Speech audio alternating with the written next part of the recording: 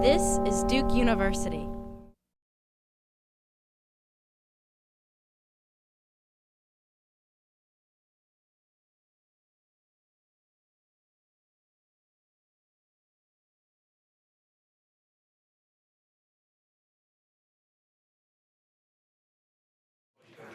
Good morning, everybody.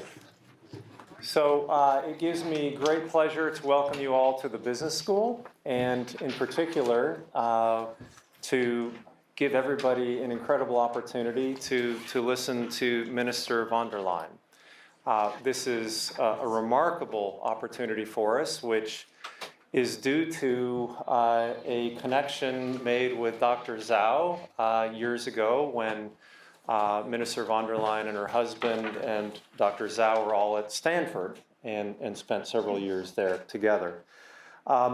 She is currently the Federal Minister of Labor and Social Affairs in the Merkel cabinet, and that is an incredibly important position and puts her in a place to talk about the Euro crisis as one of the most informed people in the world to talk about that.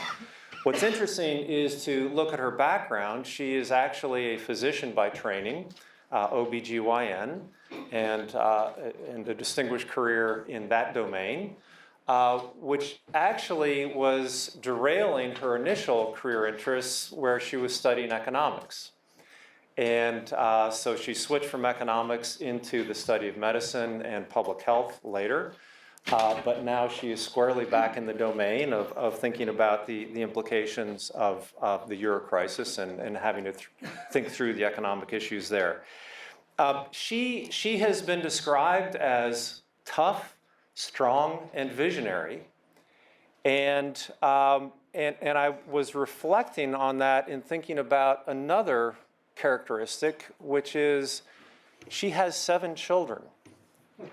And as I was thinking about the task of raising 7 children, I think that probably forces one to be tough, strong, and visionary to manage that process. And so well done, and now I'm glad that you can bring those talents to the world stage.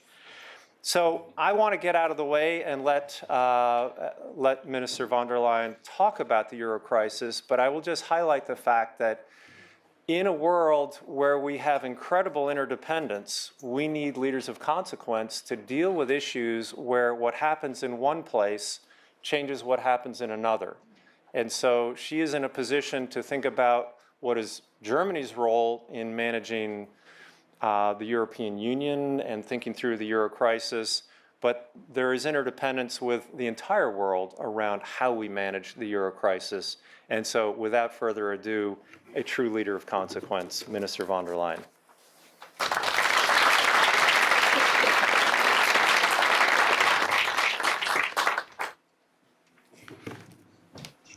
Dear Victor Zhao, thank you, Professor Bolding, Professor Donahue, Herr Generalkonsul Görgens. Dear students, I'm delighted to be here. Thank you very, very much for your invitation. It's a very great pleasure for me to be here, and I'm glad to have the opportunity afterwards to discuss with you a couple of things we want to talk about. I was told to wear blue today. And thank you very much, dear Victor, for the very warm welcome. You have heard we've met at Stanford like 20 years ago when my husband was a fellow medical doctor in his lab.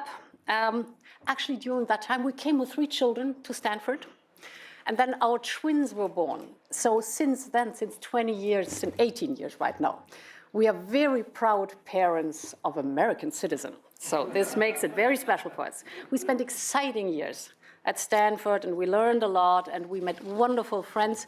And believe me, in these days, in these years, America really became dear to my heart. This laid the foundation to a very special relationship to this country. Today, I would like to introduce you a little bit more to Europe and what's going on right now in Europe. But before I do that, talking about the actual topics, I would like to take a short look back into the history of Europe. You have to know that Europeans have waged war against each other for centuries, over and over again. Only the last 60 years, we have had a period of peace on the European continent. This was the longest period of peace we ever had on the European continent. And the interesting thing is that this period started after the absolute darkest period of German history, which was the Nazi rule and World War II. Germany had spread death and destruction and war and incredible suffering over Europe. At the end of this war, when Germany was defeated, at that point, the United States and the European allies did something really amazing. They did not marginalize Germany. They did not divide Europe into winners and losers. They did just the opposite. They invested in reconciliation. 60 years ago, they brought, for example, something which was the so-called Marshall Plan to Europe. And this Marshall Plan is a symbol for lending out a helping hand to the young generation at that time in Germany. That was my parents' generation. And that made it possible for Germany and for the whole of Europe to get back into the circle of democratic countries. And of course, it was the beginning of a wonderful friendship. The German-American friendship started at that point. And of course, for Europe, a process began, I think, which can be described today as a great human success story. I have to tell you that no other nation has influenced us as strongly as the United States did it over the last 60 years in cultural terms, in political terms, and in economic terms. We had a slogan, "Whatever the weather, we must move together." That was a common slogan in the 50s. But I think this laid the foundation, it was a very far-sighted approach, it laid a foundation for a united Europe as we know it today. Europe started as the European community, and it developed into today's European Union. Today's European Union means 27 member states. And you have to imagine 27 national different member states, but travel, study, work, wherever you want, free trade, a strong value community, social security, and above all, 60 years of peace. And having you told this, believe me, we will never forget where we did come from. This is really dear to our heart, what we experienced the last 60 years. No, what's going on today? The Euro crisis. What is it all about? 10 years ago, 17 out of these 27 member states, 17 states introduced one common currency. You know it, it's the euro. And when we refer today to the euro crisis, it's a term that is easy to grasp, but it is misleading because the currency itself, the euro, has been extremely successful the last 10 years. You know it as students in the economics and business affairs. We do not really have a euro crisis, but what we do have is a crisis of confidence, a deep crisis of confidence and of trust. Because when we introduced the euro, we made mistakes. The thing is, if you want a single money, a single currency for different countries, then you need to integrate these countries into a true fiscal and economic coordination. You cannot have one single money or one single currency based on 17 different fiscal policies. This won't work.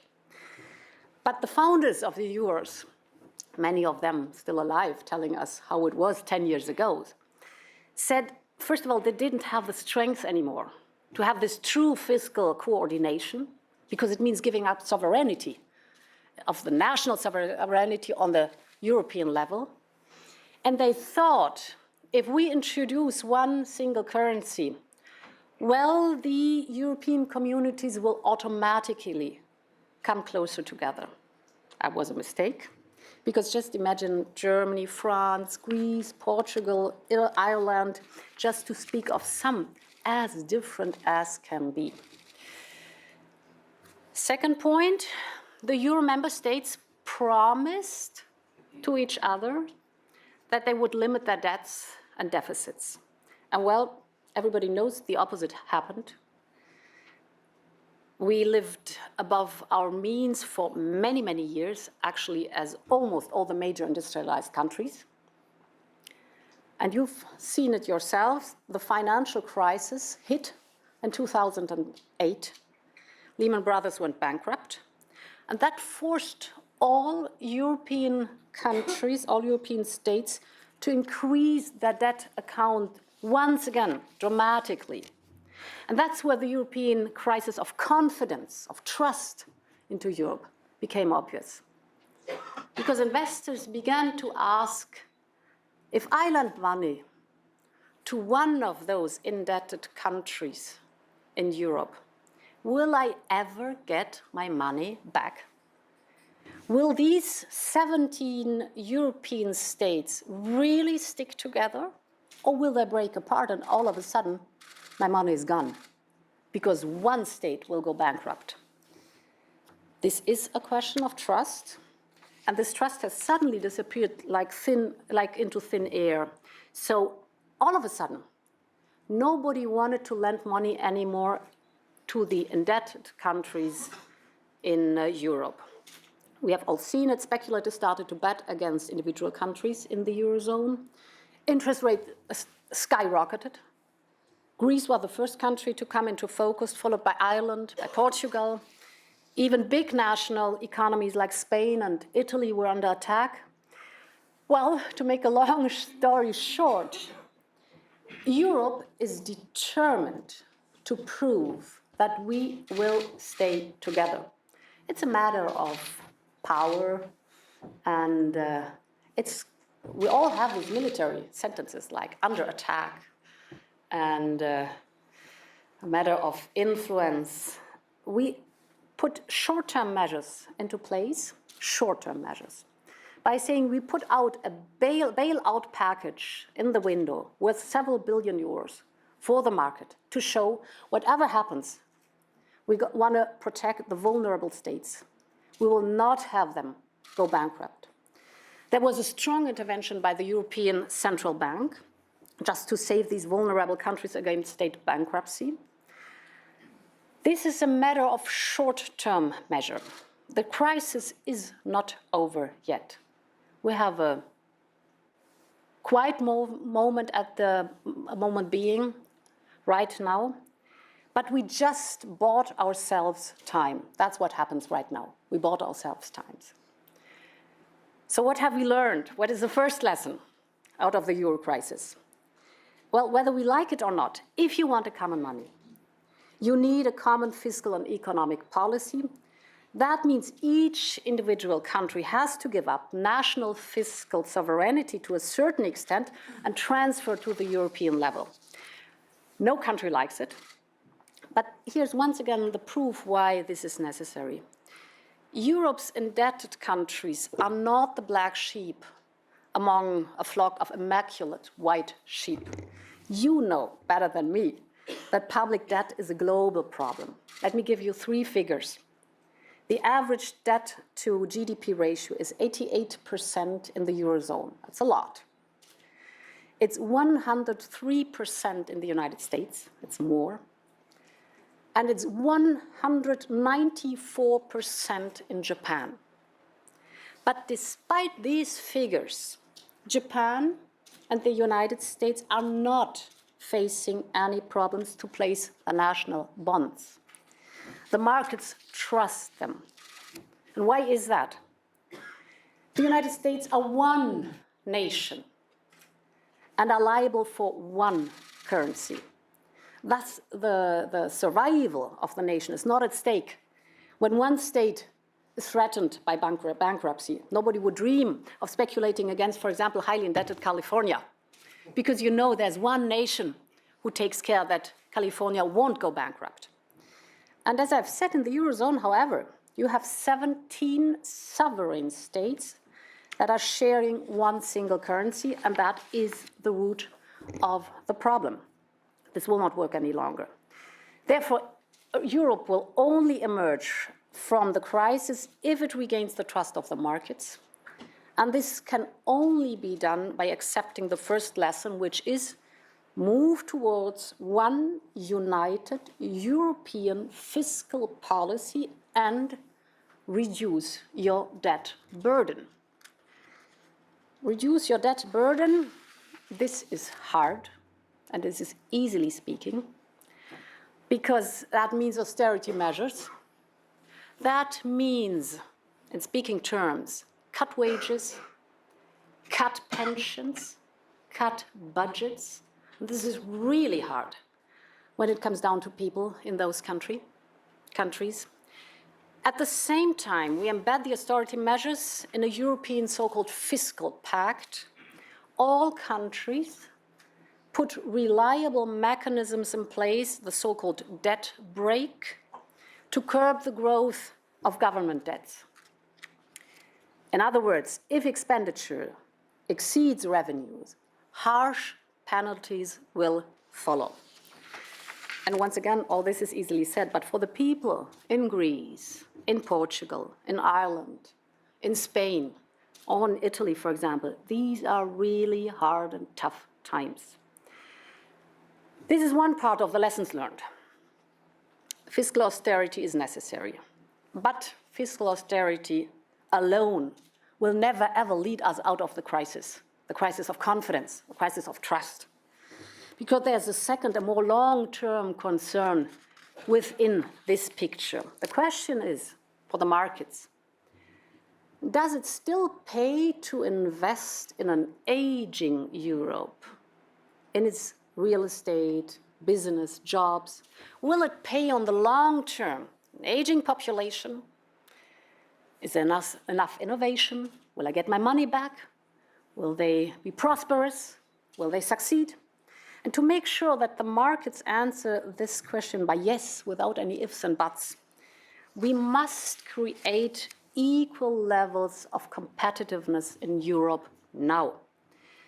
Competitiveness in the Eurozone has developed very differently in the last years. I've told you when we started with the euro, the thought was, well, automatically, everything will move together to one unity. This didn't happen.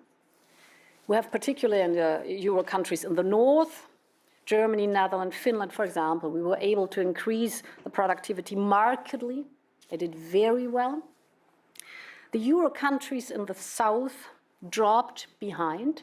They had cheap money, the single currency, so they raised their debts, but competitiveness didn't improve as much as it should have been.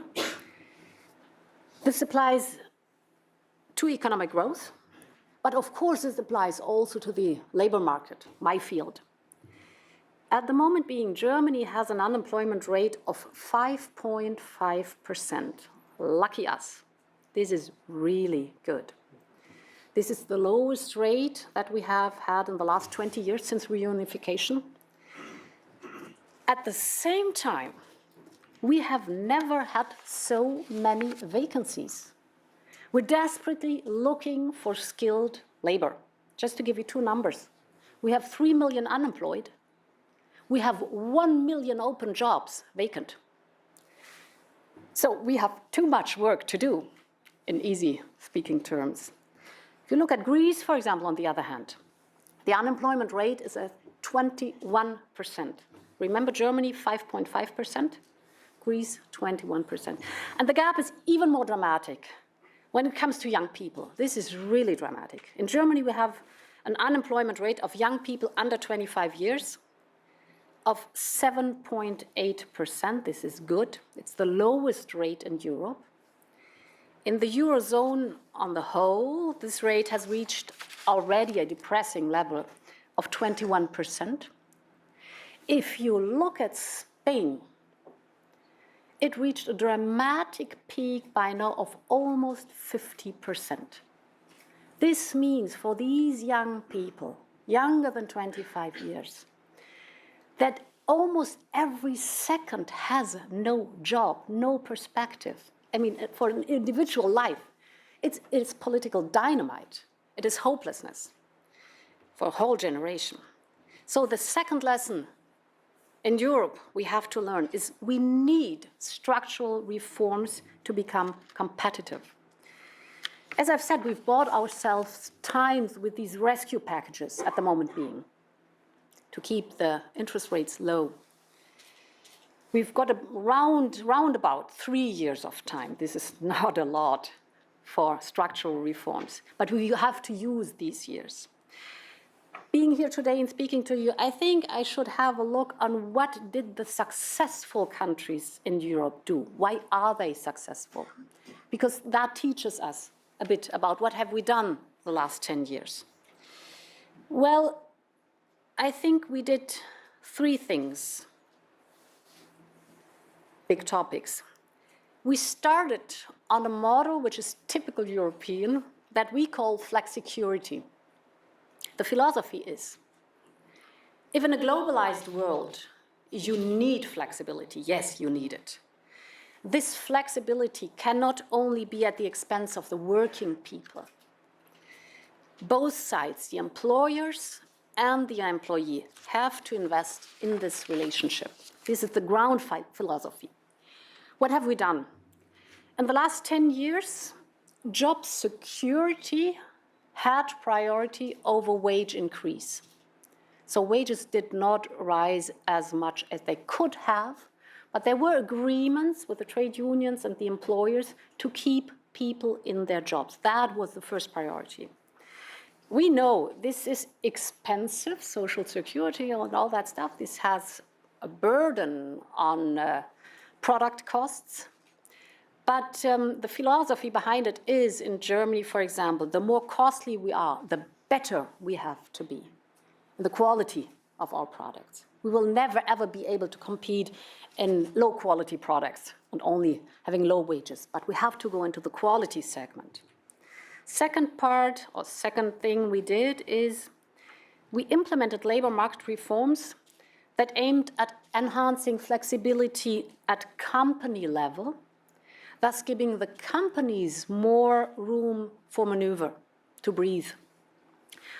To make it clear, flexibility is a word everybody likes. And of course, in theoretical terms, you always say a company has to be able to breathe, to move, to maneuver, to be able to be flexible. But behind is the thought, flexibility does not mean hire and fire. That's not the deal we were talking about. Rather, flexibility meant, let me give you the example of the economic crisis. We called it short-time work. We had an agreement during the crisis when we had all of a sudden, for example, the offers for the producing industry dropping by 80%. We really had a sharp drop in offers coming in. We had an agreement between employers, employees, and government to keep people in the companies, in the healthy companies. So the employed stayed in the firm, even if there was no work to do during that time. The Federal Employment Agency paid for the reduced wage, 67%. We reduced wages. The employers paid the overhead costs. And of course, the employees accepted reduced wages. And as long as there was no work to do, and I was in some enterprise, there was like a ghost town. There was nobody at work anymore because there were no offers during the crisis, during a sharp crisis. We put them into schooling and training and increased qualification. Why was it a success story? There were many, many people who said, you have to fire them because the one or the other company has to go bankrupt. We said, this is a crisis from outside. As long as the company is healthy, why fire people? Keep them in place, and yes, history gave us, showed us that we were right, because we had a double effect. We had a stable situation in the population having an income. So during the economic crisis, consumption stayed up. We called it the automatic stabilization. And the second part was even more interesting. Therefore, you need healthy companies and innovative companies. The moment economic recovery started, German firms were able to attract new business, to receive new orders, because we said, we have the workforce, it's qualified, or we have time to do the job, so give us the job. On the international market, we were the first to be there. And what I've learned during that crisis is, when the crisis starts, it's always a matter of time. You have to be very, very fast. When the crisis started, we had the advantage in Germany to have a good relationship between trade unions, employers, and government. So within hours, we could sit together and say, what is the best for the country? There were no fights to fight before we were able to speak with each other. That was a matter of time, to be very, very fast. And the second was, of course, a matter of time. The moment recovery starts, the orders come from outside, to be the first to say, yes, I have the qualified workforce. Remember that I told you we have to be better than others. What quality is concerned, the long we are more expensive in our product than others who produce and are competitors. And the third factor, we focused on rapid and tailored placement in work. The principle is to have a federal employment agency that says, you are unemployed, well, we take care of you. And care means you get a job offer, or training, or schooling for another profession. We keep you busy. The principle is you come into the Federal Employment Agency. The first thing is not how much money do you need to survive the next month. The first question is, what are you able to do? Let's have a look at your strengths. Let's have a look where the job is or the training is you need. It's a matter of philosophy, of attitude towards the unemployed. Especially for the young people, the philosophy has to be, in European countries, first of all, everybody has to leave school with a degree. You never, ever let a young person get out of school without a degree. We have 7% of young people in Germany with no degree, so we are still not at the goal where we want to go to. But that has to be the attitude. Do everything so that people have a school degree. And second, they need a professional qualification. We call it vocational training. We send them in the enterprises, training on the job, and schooling. So at the very end of their education, they are able to have a qualified profession. In Germany, in a highly industrialized country, without a qualified profession, you have no chance on the labor market anymore. That is the price for education and globalization in our society. So, last question. Are we done now? Not at all, is the answer. I told you fiscal discipline, structural reforms are necessary to cure the mistakes, but these are the mistakes of the past I was talking about. Looking at the future,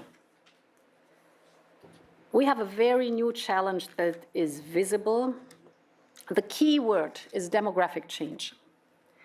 Germany is facing a shrinking workforce. We do have a prolonged life expectancy. That's nice. Victor knows it as a medical doctor. We have had too few children. This is bitter. And there's a long story behind it in Germany or in Europe. In other words, the new big challenge is for highly industrialized countries, the well-doing countries in Europe, who will do the qualified work tomorrow. Qualified work means if you have an engineer or a medical doctor, if you have this person not in place, then the low qualified, like the cleaning lady or the concierge, do not have a job neither. So if you want to bring people in work who have a low qualification or no qualification, you need qualified work first to get the project, and then you have the structure for work, even for those who are not educated as well. And at that point, demographic change, let me tell you, because I've told you what we've done right. Germany is no longer the class winner, not at all. We have a shrinking population. There's a long story behind it. Let me first tell you what we think to do in the future, we should do in the future. We have to look at who is working under potential. If you have a shrinking workforce, who is working at the moment being under potential? These are in Germany the women. These are in Germany the older people, older than 55, and of course, migrants, young migrants. And there is the story that comes to demographic change in Germany or in Europe, Europe as an aging continent. Why do we have such a sharp decline in the birth rate? Because we had a long story of telling young people, get a good education. That's your chance for your life. You have a perspective. But then we said, oh, you are a woman. You want to have children. A career and children, that will be difficult. You have to choose either or. We didn't say it in words, but in signals like no childcare, like schools that end at noon. So who's caring in the afternoon for the children? You either have a highly qualified mother who's doing it, or there's nobody caring for the kids. So what a choice is that? Of course, the young population 30, 20, 10 years ago made its choice by choosing either the career or having children. And this is the worst choice for an individual life or for a country too. Because we know from all research that in a highly industrialized country, the better the reconciliation of work and family is, the higher the birth rate is. Because for all you have a good education. Of course you want to have children. That's wonderful. We need both. So you need a chance to know as fathers and as mothers. I think children have a right to have a mother, but they have also a right to have a father. To spend time with your children, quality time with your children, but also to have a career. That must be the signal of a country. In Germany, we had a long, long time where we had this either-or attitude.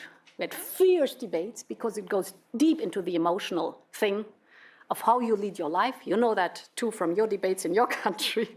Very actual at the moment again, as far as I've heard. So the reconciliation of work and family is a crucial factor to answer the question, will we have in future more women at work with children and fathers, of course, at work with children, which changes the attitude of work towards having children. Let me give you another hint about what's going on in an aging society like Germany is at the moment being. Of course, the debate is, we want, of course, to have women to be able to work. But we say not only in the broad way, but also in the high top positions. So we want careers just up to the top. And at the moment being, we have a fierce debate in Germany concerning the listed companies and women on boards, women on executive boards, women on supervisory boards. Just to give you a number, at the moment being, we have 3% women in executive boards. 3%. It's my generation. We've been extremely well educated. We've done well at school, well in university, so we were good. So where have they gone, all these women? 3% in executive boards. There's a long story to tell behind it, but this goes into very traditional roles, very traditional attitudes, and that's where, at the moment being, there's a lot of emotion and a lot of discussion in Germany about the question demographic change and women, children, fathers, mothers, and careers. Second part, older workers. For a long time in Germany and in Europe, we had a very good retirement and pension system that always told the story, well, you're older than 50 or 55, let's see how you get into your retirement system, get out of work. So the focus is on how we get rid of you. In Europe, at the moment being, we increase the retirement age up to 67 years. The population does not think that this is a good thing. They think it's impossible. But it changes the attitude towards those who are older than 55 in the enterprises. Because all of a sudden, the signal is, well, we'll stay together somehow. So let's make the best out of it. Let's have a look at what your strengths are. Let's talk about wisdom, life experience, words we've forgotten. And this is the second field we have to invest in much stronger. And the third field we have to invest is, of course, give every young person in Europe a chance.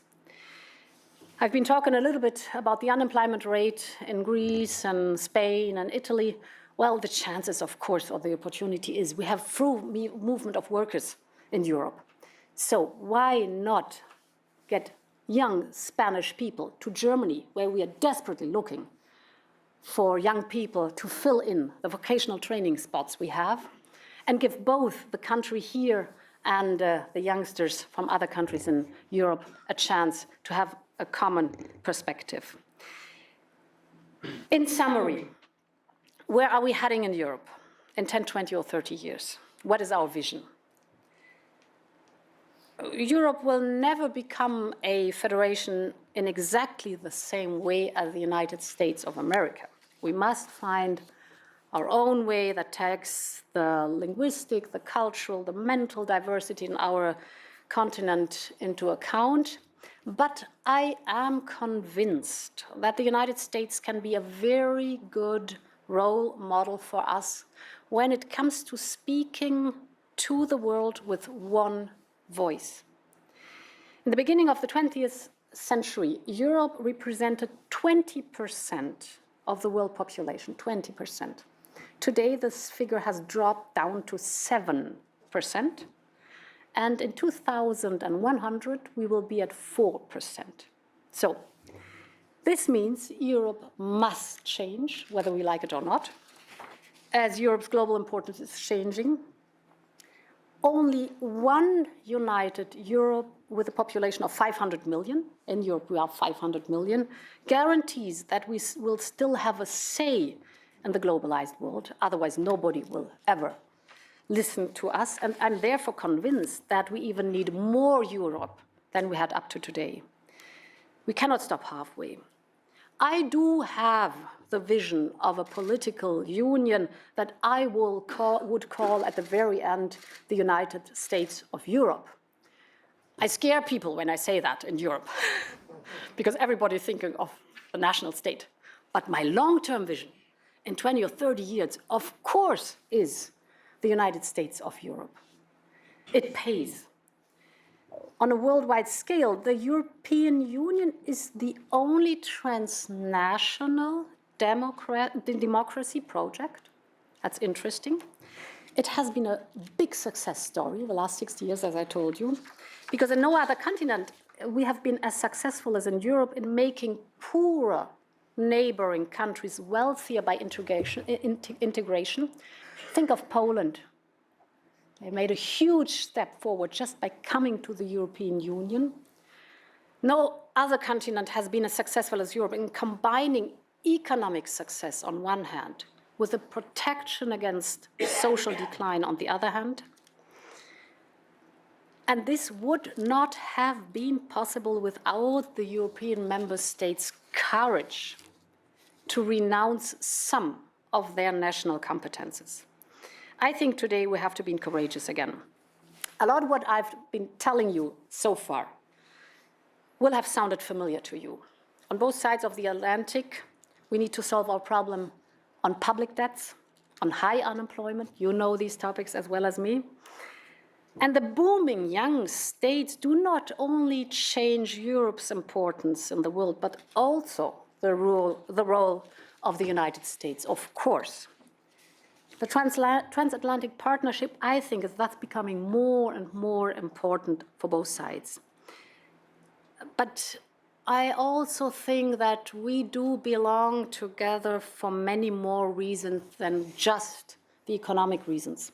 The United States and Europe have developed into a reliable community of values. I think this is even more important than the common economic interest, of course, we do have. The two of us, we believe in democracy, We believe in the rule of law. We do believe in the division of powers. Sometimes we don't like it, but we do believe in it. We absolutely do believe in human rights and the importance to protect human rights. We believe in the protection and integration of minorities and in everybody's right to lead a decent life. However, we can only stand up for these values in a credible manner if we continue on both sides of the Atlantic to be successful, if we continue to speak in one voice as we manage our economies sustainably and act jointly, and to come back to my beginning, thus contributing to global peace. Thank you so much.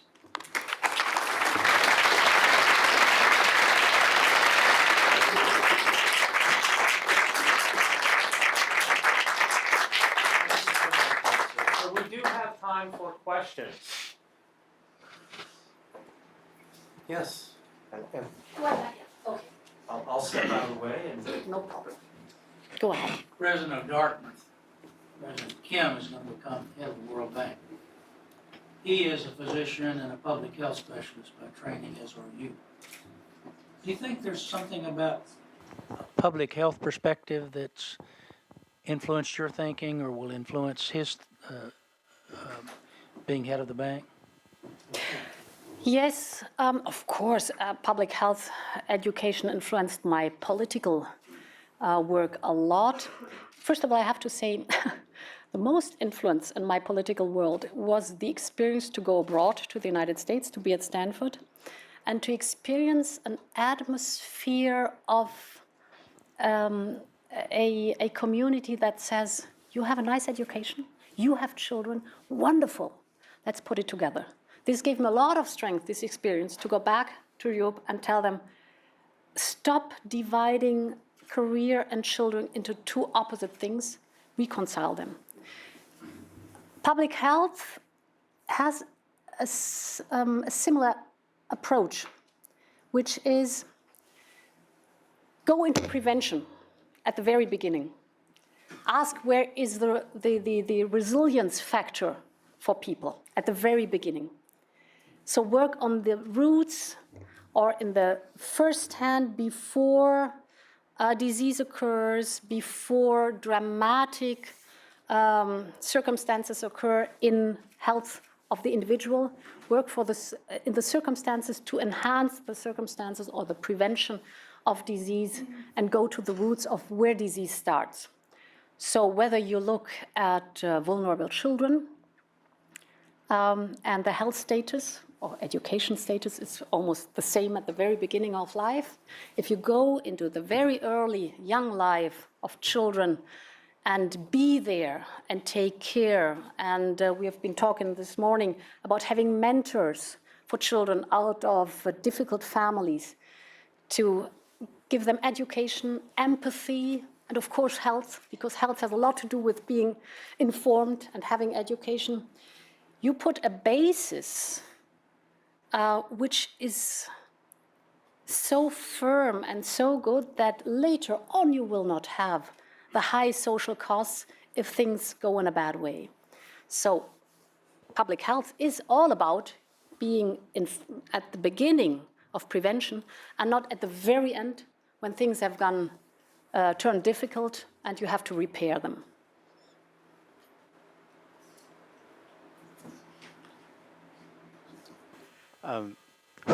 First of all, thank you for a very interesting and informative talk. I was moved by your description of the unemployment rate of younger people under 25 in Southern Europe at about 50%. And then later in your talk, you talked about, or you asked the question, why not bring them to Northern Europe where there are more opportunities? I wanted to ask you, is that happening, and what is the likelihood? And secondly, very quickly, is it possibly easier to speak of the United States of Europe when you are the strongest, richest country in Europe? Is that harder to accept when you're not? No. Let me answer that second question first. When I started, I was born in Brussels, so I am a native European. And later on, we moved to Germany. I'm German, of course, but my feeling is basically, I love Europe. And up till we had the crisis, it was always there. So why care for it? And only during the crisis, all of a sudden, Europe woke up and realized it can be gone tomorrow. We can break up within months. So we realized and we started to discuss what is Europe? What does it mean for us? What are the values behind it? Why are we investing in Europe? And then we started to think about what is the future of Europe. We have realized that my parents' generation, coming out of the horrible World War II, had only one perspective for peace. That was Europe. Never, ever war again. That was the big message. But my generation never experienced a war. We are the baby boomers. We're doing well. Things are relatively, compared to other countries in the world, easy for us. So why is Europe necessary was all of a sudden the question. And then you need to develop a vision why you need Europe. And I think more integration is necessary. So on the long term, you need the United States of Europe. If I speak about that in Germany, they are threatened. They do not like it at all. I mean, you should see the press or the reactions sometimes. Because this is like, what? You want to give up national sovereignty? You want to give it up to Europe or Brussels, we call Brussels, like for you it's Washington, I think. You want to give it up to Brussels, and they decide about our national budget or our national, I don't know what, education system or something like that. So looking back, you have a history of many centuries, 3 to 4 centuries to build up the United States of America. It took time. I hope we won't need 400 years in Europe, but perhaps 40 years to go there on the long term. I try to tell people that the only way to succeed in a globalized world is the United States of Europe as a singular national state. You have no chance, not even Germany. I mean, we're 18 million, it's so small. But the threat is stronger for Germans than for others, because of course every national country is a bit egoistic. So why give our good money to anybody else to do something with it? This is the thought behind it. So I try to give a philosophy why we will gain more sovereignty in the world and why we will gain prosperity and social security in the world or in the European continent if we give up some sovereignty to the European level. Germany is very, very strong at the moment being, but we are strong because of Europe. We have 60% of our exports going into the European member states, 60%. And we have 40% going into the Eurozone. So imagine this wouldn't be there. This would be dramatic for Germany. The strength would be gone within. We have at least, let me think about almost one fourth of our jobs depend on the export going into the Eurozone or the European member states. So we are strong, yes, but only because we have Europe. And that's a good reason to stand up for Europe. The first question was, sorry, you had a first question that was unemployment. Yes, young people. And that goes in the same direction. Like 2 years ago, I think, when the crisis started and unemployment rose, we had a government meeting, a German-Spanish government meeting in Spain. And I think a week ago, I started to think about, we have vacancies here, we're desperately looking for young people, and they have unemployed young people. Why not match those two needs? And I remember there was a small comment on that in one of our magazines, Spiegel.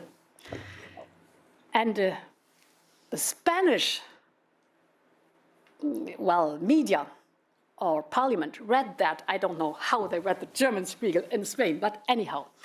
There was a fierce parliamentary debate about the Germans coming and robbing those young people from the country.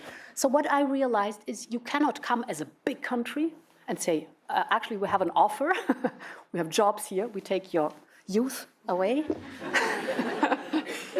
But you have just to go the other way around. What we started after that experience, because it was not a good experience, my approach was naive at the beginning. I started to ask cities and counties, do you have partner cities and partner counties in Greece, in Spain, so you have connections over many, many years. Why don't you talk to the enterprises there, to the young people there, to the mayor there, and have agreements with them?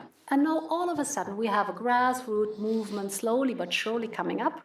In about a week or two, I'm going to see 40 young people from Spain coming to a region in Lower Saxony, where I'm come from, which was on a regional basis. So if you do it by the regional basis, there's no more threat in it. And one thing is, I think, very important on an emotional level. If in these crucial years of education, you give young people a perspective, like for my husband and me, going to the United States was the door opener for us, mentally and in many, many ways. You have the best ambassadors for the countries you wish to have. In Germany, of course, we are engaged ambassadors for the United States. If we have European youngsters moving from one European state to the next one, you have all of a sudden the best ambassadors for Europe, because this next generation does have or needs a message why we need Europe in the next generation.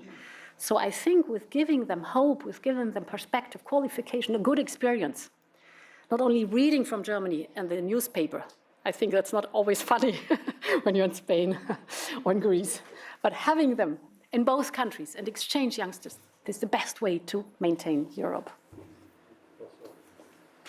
Thank you so much for being here. Let me take this question a little deeper. If you look at this country, I believe that we don't have a demographic problem, and we have success, mainly because of immigration policy. So I think a big issue in Europe is what would happen to immigration, and what are the policies that you will and other countries will develop to encourage the movement of people from one country to the other as a total solution? Yes, traditional. In Europe, we are not very fond of immigration. Let's put it that way. You know all these feelings. The important thing by now is to tell the population, if we are an aging population, we will need qualified immigration. And if I look at the figures, immigration happens. It does take place all over the world. People are moving. Thanks God they are moving. The question is, who is moving to what country? And me, for example, I admire the Canadian policy, that they are very open-minded, but they say we want qualification. So we have both an interest. You want to come to our country, we have an interest to share your qualification. Therefore, we have a specific qualified migration policy. And that's what we try to implement now in Europe. First of all, the open-mindedness for the free movement of workers within Europe, we have it. There are no barriers, but people have to get used to use it. And second, of course, the migration around the world. And let me give you one thing which is important. The whole highly industrialized world is competing for qualified migrants. For long term, Germany had this attitude, well, should we open the door, yes or no? We have overseen, even if we open the door, maybe nobody's coming, because they've gone to other countries which are way more open, way more easy. And so the competition, the market, the globalized market for qualified migrants has changed what the demand is concerned. The states are looking for the qualified migrants, and they have many offers. So you better get ready to open your doors and to make clear what the rules are and what you want, what you need, and change the attitude in your minds. And I've learned when we came to Stanford, the first thing Stanford did was say hello, welcome here, and we have one central point where you get help. Like for your social security number, you need housing, you need childcare, Where's the doctor for your children, all that stuff. Because when you come from another country, you have no idea how it works. You want a car, you have to drive, driver's license, small things. The International Women's Circle, I remember, I was admitted to. It was wonderful because you met other women from all over the world in the same situation, and you had a solution for your daily problems. The idea of Stanford was, we want you to work here at a high level, so you should not bother with daily problems of getting your daily life done. I think this is an attitude Europe has to learn, to say, we want you, and here's one place when you come to our country or region or city or whatsoever, where we help you with your daily problems, which we call is a welcoming attitude. And that makes a difference about how the world is speaking about this place or not. Okay, unfortunately, we only have time for one more question, and I see you have the microphone. I'm lucky, aren't I? I wonder if you could comment a little more about a tension in Europe between giving up national sovereignty, especially in physical matters, and some of the dramatic changes in government recently. The two that, of course, we all think about are Greece and Italy, where there's changes in governments. This is not democratic, however. The Monti government I know a little bit more about, was not popularly elected. The politicians stepped aside. Monti rose to the top because the markets were pleased and Italy needed to face the financial crisis. And it seems to me that that is a very troubling message to nations within Europe, that when you are in a financial crisis, that you have to relinquish not just some sovereignty, but even democratic controls over your government. I wonder if you could comment about that. Well, yeah, never, ever, ever give up democratic control, first of all. What happens, you have also the opposite examples, like Portugal, Spain, moving from one party to the next, yes, whatever it is, whether to the left or to the right, doesn't matter. But the government stays to what it has said in the past. It sticks to the promises it has made. And the crucial thing at the moment being is that the European community in the Eurozone lends a lot of money to vulnerable states at the moment being. So we have a kind of a contract. We give you money, but the contract is you do structural reforms. Otherwise, we see no way out of the difficult situation. And what cannot be is you have an election and the next government says, was not our contract. So you can't do that. Because we think our tradition is if you make a contract as a country, you have to stick to the contract. You can negotiate a new one, that's up to you, but you can break it only because you had an election. So, and therefore, I think in this crisis moment, yes, you described the situation in Greece and in Italy, but I described the situation in Spain and Portugal. Spain and Portugal, whatever the government was, and the government at the beginning was always swiped away by the crisis, and you had the next government in place. They stick to their contracts. Therefore, you do not hear a lot from them. There's no big noise in the newspapers, but they are doing okay-ish in this critical time. I saw some young people here. We do not have a... where is my time manager? Herr Flossdorf, do I have time? A bit, yes, please. Yeah, okay. So Yeah, because otherwise, I mean, here are the students. I try not to answer too long. So go ahead, just speak up. Then they can hear you in the back. You're talking about exchanging labor between the different countries in Europe, but the difference between the states in Europe is that we all speak different languages, wouldn't you say? Yeah. And how would we get over that obstacle? Yeah. Because there's obviously a certain arrogance with certain countries, probably England being one of them. And I'm not sure whether that would be completely successful And my second question would be, since Germany fosters this high level of education, what about the lower level jobs, the ones that don't require as many qualifications and as much intellect? Who will then do that? So first question, of course, this is the language barrier, but this is the only barrier in Europe.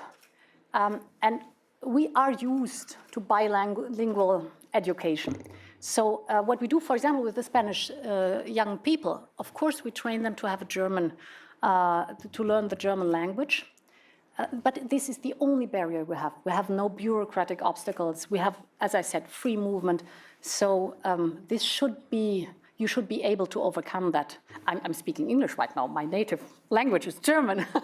So there is the possibility to learn a second language, and I think this should not be a barrier you should accept.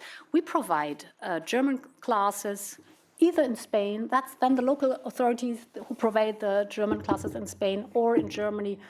Other countries do that too. For example, the Netherlands, just to name one, or Austria, for example. They try to do the same move. Get it right. We're not only talking about free movement of workers. I was always also talking about, first thing is austerity measures, reduce debt burden. This is very crucial. And structural reforms in those countries who have a problem. Structural reforms are necessary. But you cannot tell a 22-year-old, in 5 years, the economy will be better in this country. So you need to give them a chance now. Therefore, the structural reform is one thing you have to do. And meanwhile, you have to be, with short-term measures, very flexible to help those in need. When you're talking about those who have no education or low education, the philosophy is always what I've said. You need to implement qualified work on the top, but because otherwise you will never have less qualified jobs for other people. As I've said, the engineer or the medical doctor, if you have him or her in place, then you have for the physical assistant, for the nurse, for the cleaning lady, for the concierge, you have jobs. Therefore, the philosophy was always be, look for the product that is of high quality, fill it with qualified work, then automatically you will have work for others. At the moment being, in Germany, the unemployment rate is as low as it is because we have qualified work, and therefore a lot of less qualified work too within these projects. I think over there, yes. Actually, can you hear me? Yeah, I can. I have a question to the demographic change too. You say one issue is to get more immigrants, but actually I'm in science, I'm German, I just moved to US. In my opinion, one problem is to keep the people that come for the free education to Germany in Germany as workers. A lot of people leave either after university or after PhD, never to return. What do you do about that? Yeah. Correct. This is for me migration too.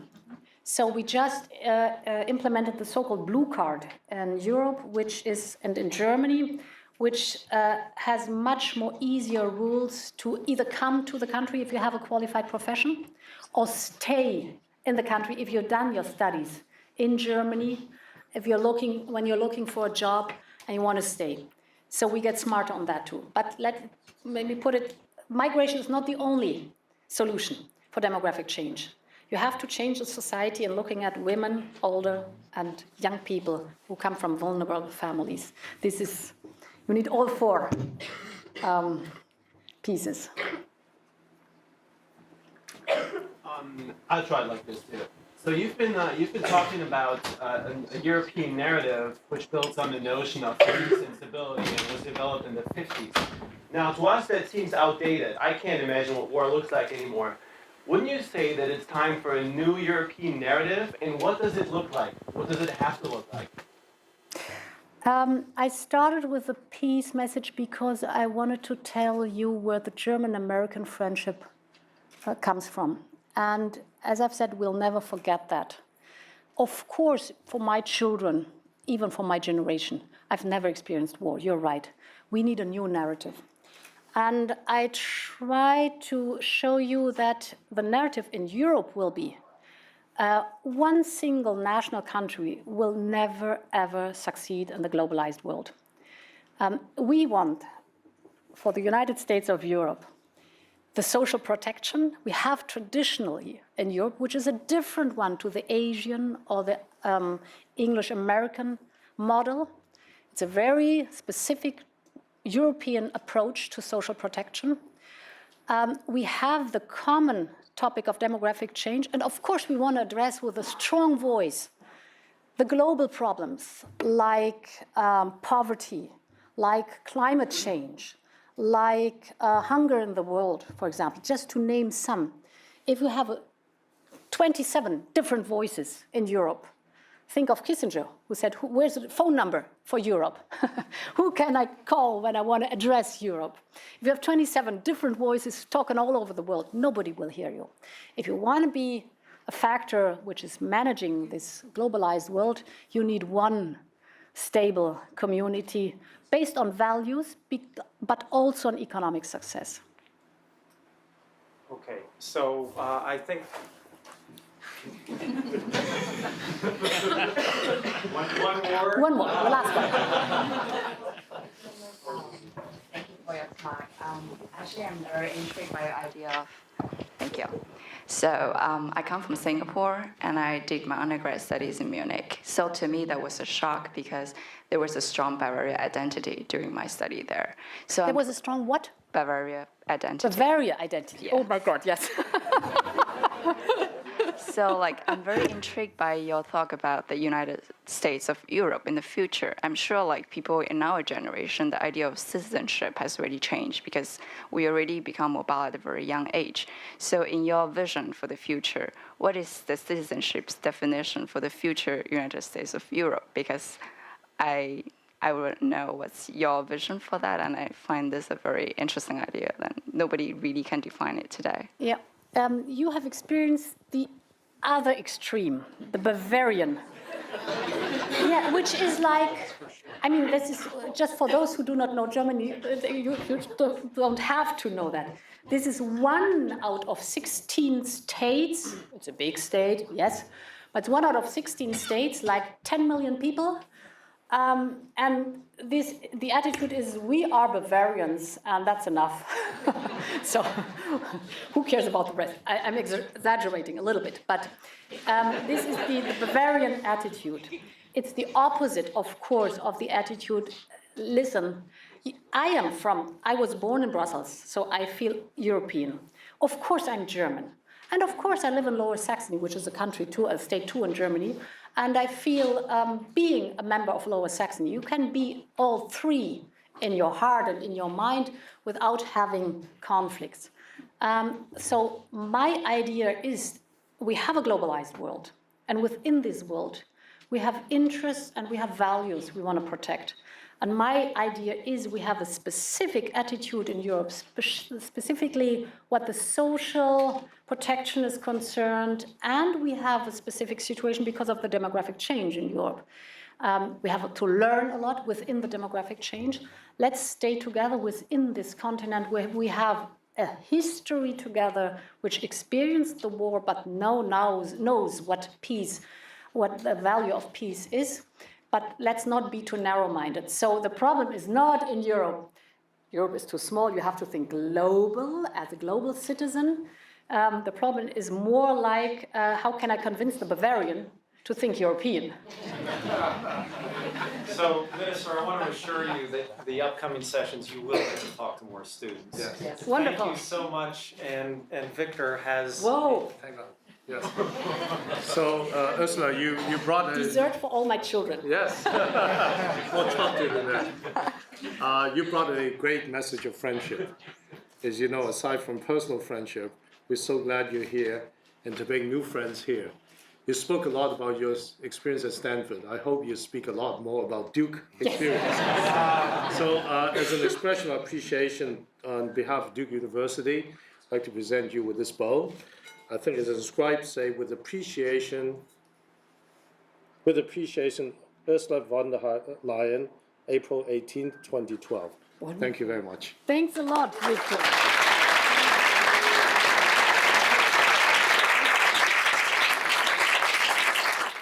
Produced by Duke University. Online at duke.edu.